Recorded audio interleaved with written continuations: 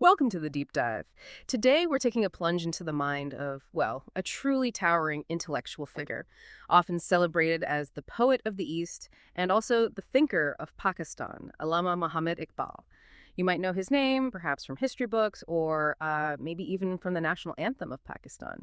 Our mission today is really to cut through those titles, and uncover the profound and actually surprisingly actionable philosophy behind his work. We're going to extract the most important nuggets of knowledge from our sources, basically giving you a shortcut to understanding Iqbal's ideas and his immense impact. Okay, let's get started. Absolutely. And Allama Muhammad Iqbal was far more than just a name in a history book. He was a real polymath, a brilliant mixed poet, philosopher, lawyer, politician, all rolled into one. And his ideas, they didn't just resonate in his own time. They profoundly shaped modern thought, not just in South Asia, but across the broader Muslim world, too. His significance really lies in how he managed to weave these deep philosophical concepts with, well, just stunning poetic genius. He became a pivotal Islamic reformer, someone who sought to revitalize both individual and collective thought and action. So, who exactly was this remarkable individual? Just to set the scene a bit, his whole name, Muhammad Iqbal. He earned that revered title, Allama, which means the scholar, and became known as the poet of the East and also Mufakir of Pakistan, the thinker of Pakistan. Born November 9th, 1877 in Sialkot, that was British India then. He passed away April 21st, 1938 in Lahore. It's quite striking how many profound roles he seemed to move between seamlessly: poet, philosopher, lawyer, politician. It really is. Yeah. And what allowed him to inhabit so many different spheres was his incredibly comprehensive education. He started off studying philosophy and law in Lahore, then he went broader, studied at Cambridge in the UK, and then went on to earn his doctorate in Germany from Munich. His PhD thesis was The Development of Metaphysics in Persia. So this amazing academic journey, plus his deep command of Arabic, Persian, Urdu, English literature, and philosophy just uniquely equipped him, didn't it? To bridge and synthesize Eastern and Western thought. He didn't just pick one over the other. Right, that ability to synthesize. You see it in his writing choices, too. Our sources show he mainly used Persian for his, let's say, more philosophical poetry. That gave him a wider scholarly audience across the Muslim world. But then he turned to Urdu more for his patriotic, emotional, awakening messages, aiming directly at the hearts of his compatriots, Which brings us to his central philosophical concept. It's a word you'll hear a lot with Iqbal: khudi, or selfhood. Ah, Khudi, yes. It's really the beating heart of Iqbal's philosophy. And it's much more than just self-esteem. Think of Khudi as a kind of dynamic spiritual energy inside you, a constant drive to grow, to challenge yourself, and contribute to something larger than yourself. It's about building a strong, authentic self, or ego, but not for selfish reasons. The goal is to rise in moral and spiritual strength. Iqbal believed that both individuals and, well, whole societies need to exercise this Khudi muscle to reach their full potential and avoid just stagnating.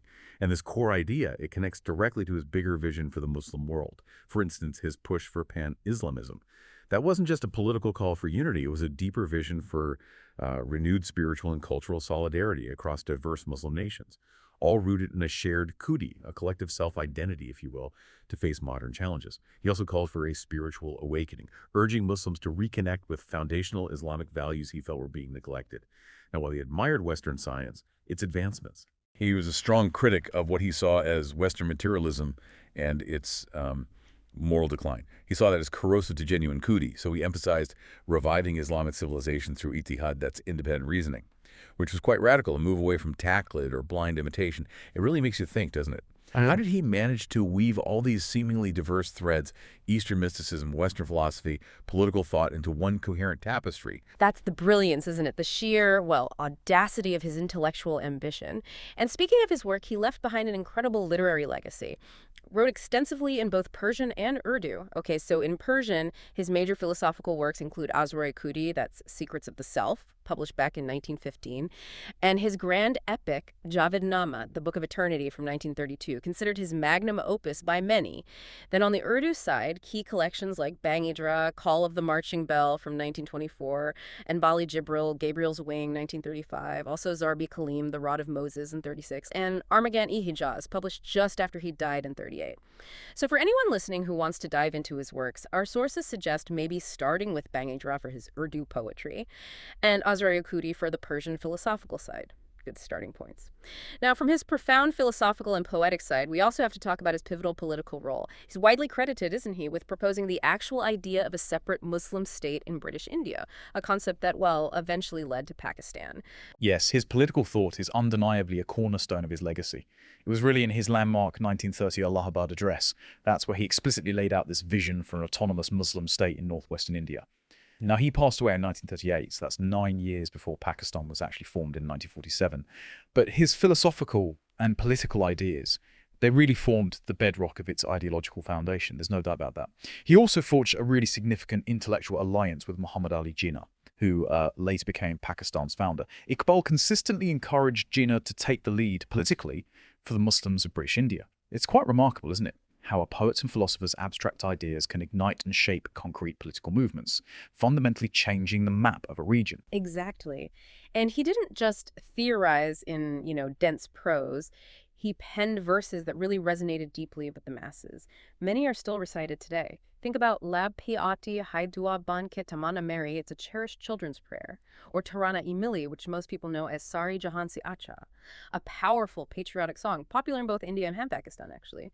His famous works, Shikwa and Jawabe Shikwa, that's like a dialogue between humanity and God. Really profound stuff.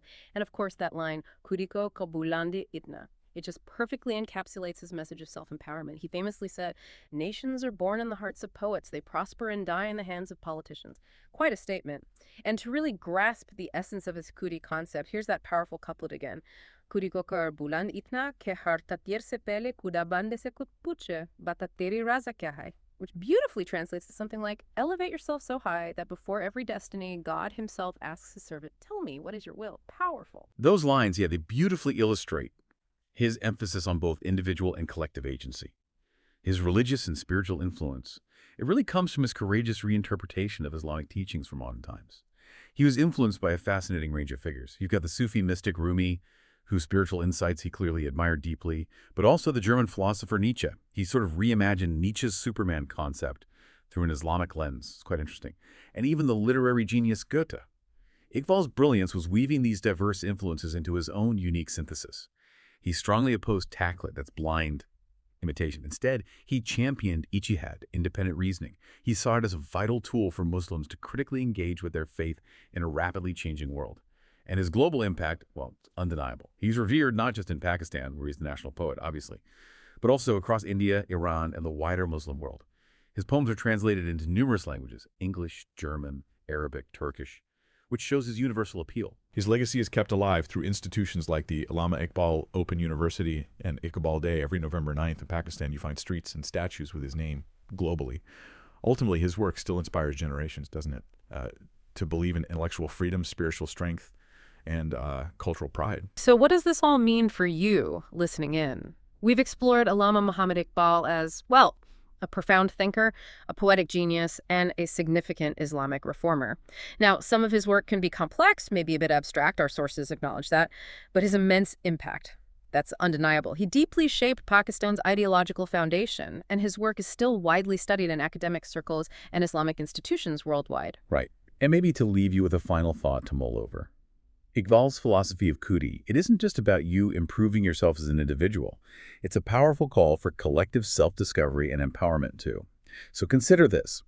In a world facing, let's be honest, unprecedented challenges, what might it truly mean for a whole society to build its Kudi, its collective self-identity and purpose?